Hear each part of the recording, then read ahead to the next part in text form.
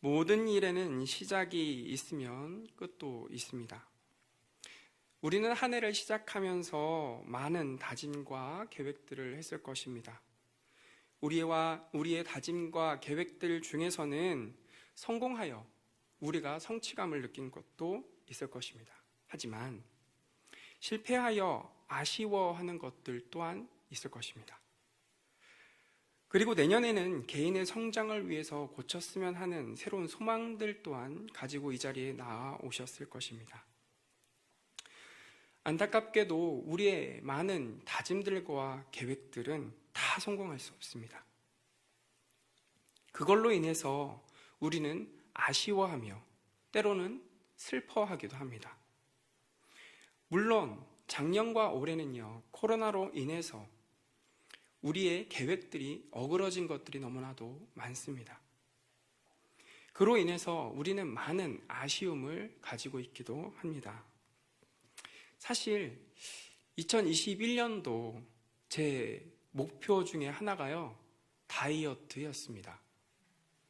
네, 웃으시는 의미를 좀 알겠는데요. 코로나로 인해서 다이어트를 제대로 이제 하지 못했죠. 그리고 저희 가정에 아이가 있습니다. 그래서 더더욱 운동하는 것이 너무나 어렵게 다가와서 결국 이렇게 실패한 상황에 처해 있게 되었습니다. 이걸로 인해서 조금 저도 아쉽긴 합니다.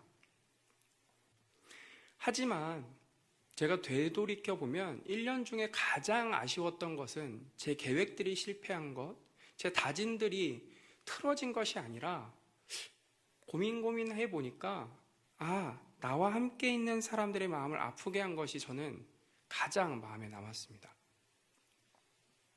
내가 더 참고 섬기지 못해서 관계가 어그러졌을 때, 또 제가 가장 함께하고 이해해줘야 되는 아내와 싸웠을 때가 1년 중에 가장 아쉽고 때로는 미안했던 것 같습니다. 우리는요, 우리의 모든 계획들이 어그러지는 것도 아쉬워해야 되지만 가장 아쉬워해야 되는 것은 바로 우리의 관계가 틀어졌을 때가 아닌가 합니다. 이런 관점에서 오늘 말씀, 오늘 설교를 좀 들어주셨으면 좋겠습니다. AD 60년에 이 골로새서가 쓰여졌습니다. 근데 이 AD 60년에는요, 그리스도인들에게 엄청난 박해가 시작이 되는 시기이기도 합니다. 그리고 교회 안에 내적으로는요, 영지주의 이단이 등장하여 끊임없이 교회를 공격하기 시작합니다. 이런 외적, 내적 어려움이 교회를 너무나 어렵게 만들어가고 있던 시기가 바로 이 골로새서가 쓰여지던 당시라는 것입니다.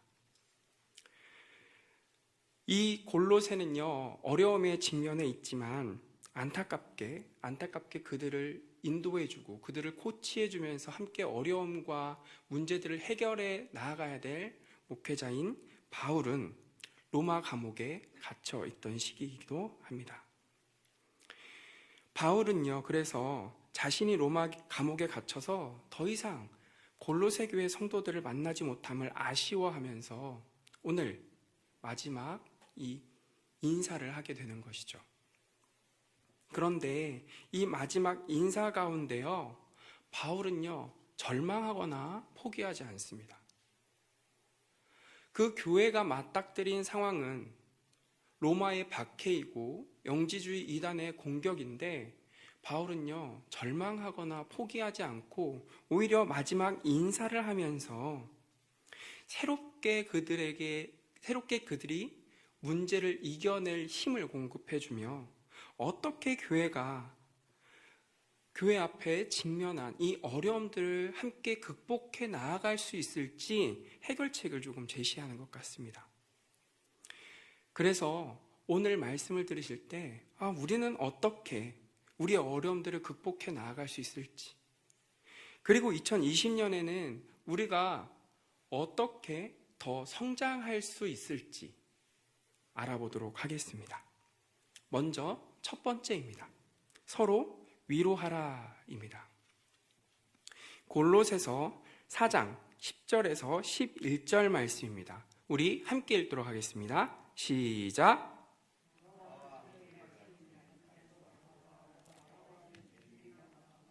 이 마가에 대하여 너희가 명을 받았음에 그가 이르거든 영접하라.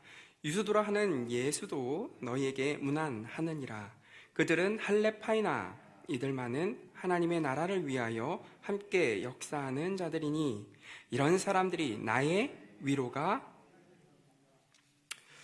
여기 한글 성경에서 위로라고 번역된 헬라어는요, 파레고리아라는 단어입니다.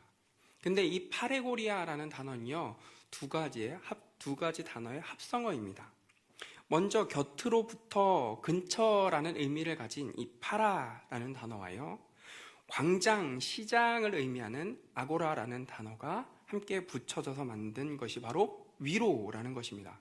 조금 특이하지 않으십니까? 조금 더 들어가서 살펴보겠습니다. 이 아고라라는 단어의 동사형은요, 아게이로라는 단어예요. 이것은 모으다라는 의미를 가지고 있습니다. 그러면 우리는 위로라는 의미에 대해서 조금 사전적으로 접근해 볼 수 있을 것 같습니다. 위로는 어떻게 하는 것이 위로입니까? 감정적인 동의를 말로 해주는 것이 위로일까요? 아, 그래. 이걸로 끝나는 것이 위로일까요? 그것이 아니라 위로는 누군가 곁에 가고 어려운 사람 가운데 함께 모일 때 무엇이 이루어진다는 것이죠? 위로가 이루어진다는 것입니다. 바울은요, 교회 어려움에 직면한 교회에게 해결책을 제시할 때 바로 이 위로라는 해결책을 제시합니다. 그런데 이 위로는 언제 이루어진다고요? 함께 모일 때.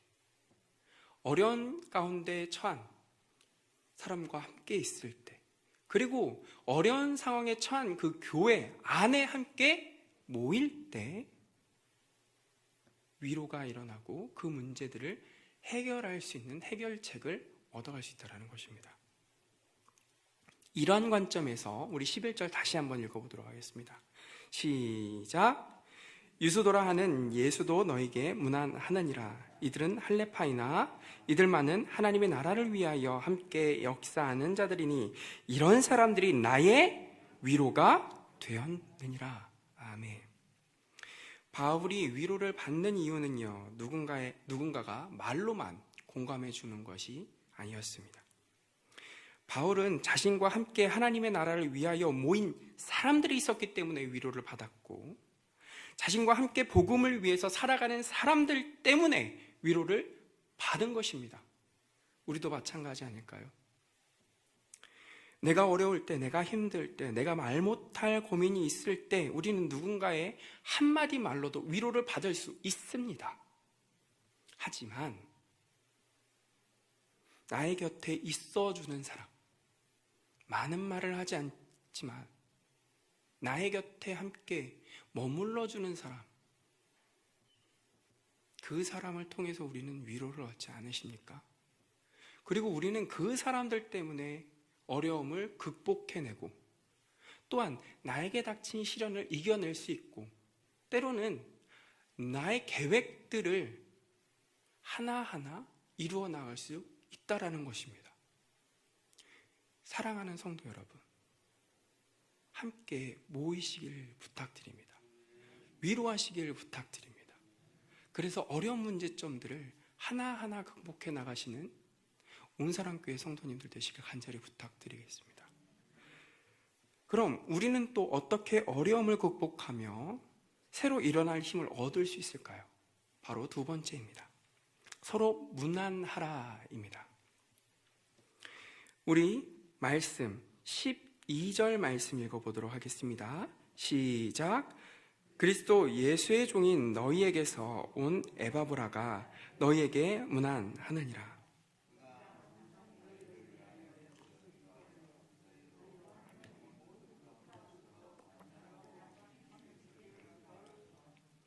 14절과 15절은 제가 읽어드리도록 하겠습니다.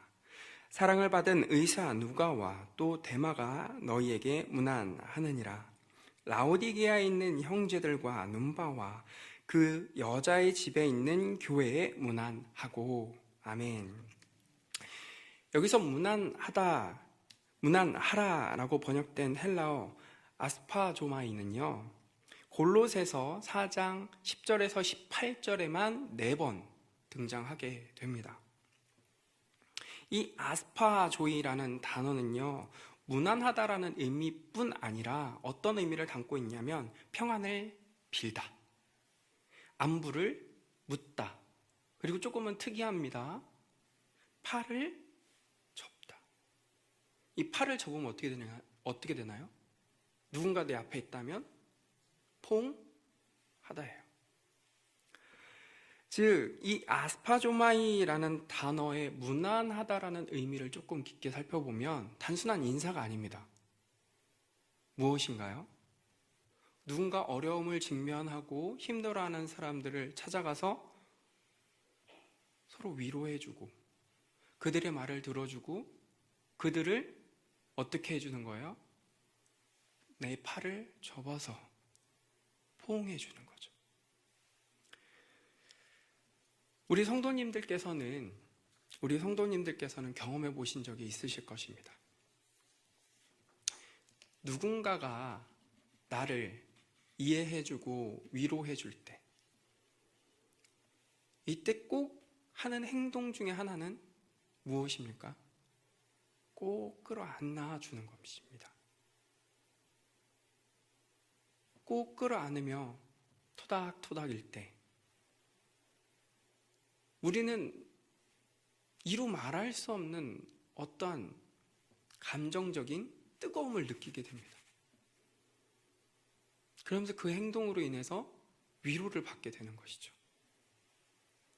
즉, 바울이 말하는 문안은요, 단순한 인사를 의미하는 것이 아니라 그 사람을 실제로 찾아가서 포옹하고 안부를 묻고 하나님의 말씀으로 평안을 빌어주라는 것입니다.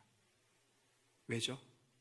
왜 이렇게 바울은 평안을 빌어주라, 즉 문안 인사를 하라라고 이야기를 하고 있는 것입니까?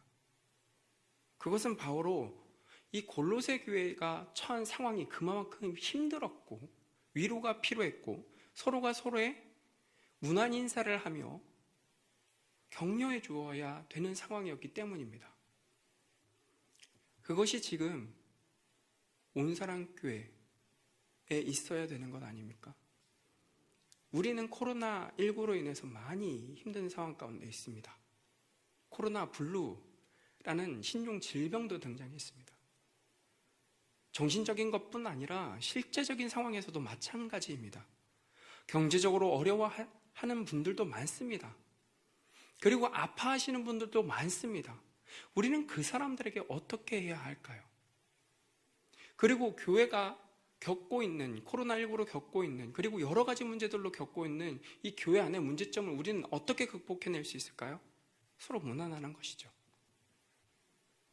가서 같이 포옹하며 함께 곁에 있어주는 것 아닙니까?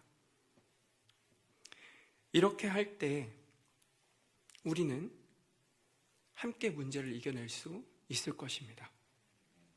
안부를 묻고 평안을 빌어주며 교회 공동체가 하나가 되어가면서 서로 유대감을 쌓을 때 우리에게 직면한 문제들은 문제가 안 될 것입니다. 교회가 더욱 끈끈해지고 하나가 되어가면서 교회는 더 굳건하게 서게 될 것입니다. 그리고 우리 모두 한 명 한 명은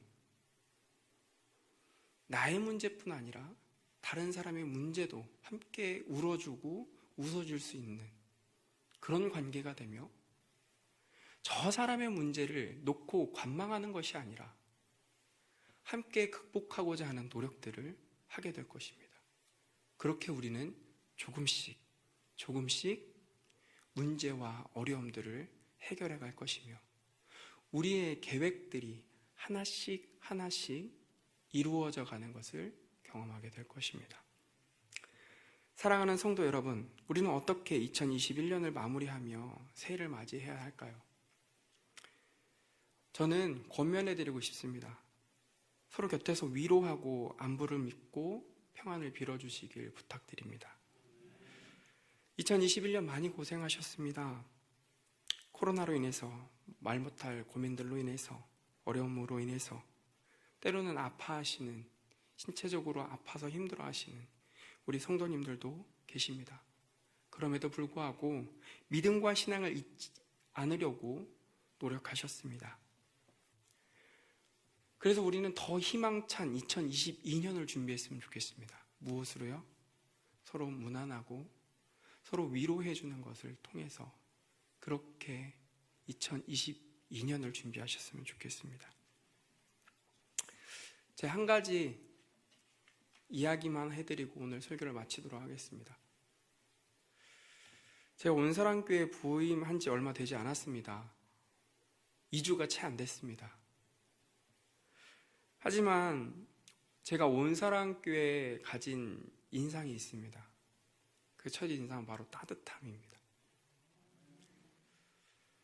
처음 온 저에게 먼저 다가와 웃어주시고 인사하시고 손잡아주시고 눈 맞춰주시고 이런 성도님들 덕분에 저는 이 온사랑교회에 온 것이 너무나 좋습니다. 그런데 이러한 따뜻함이 저에게뿐 아니라 온사랑교회 다니는 모든 분들에게 있길 간절히 소망하며 때로는 어려움을 당한 사람들에게 그것이 위로가 되길 간절히 소망합니다.